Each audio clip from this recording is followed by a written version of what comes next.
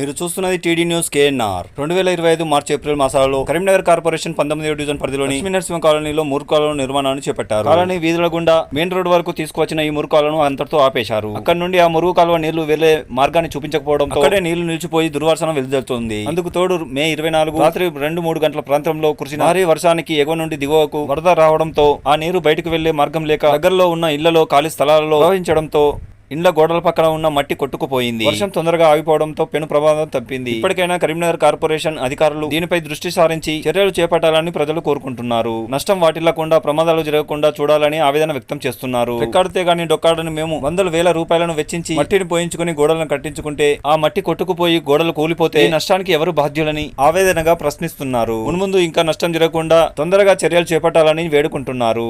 పూర్తి స్థాయిలో మురుగుకాల నిర్మాణమైనా లేదా కచ్చా కాల్వ ఏర్పాటు చేసి అయినా నీళ్లు పోయే మార్గం చూపాలని కోరుతున్నారు.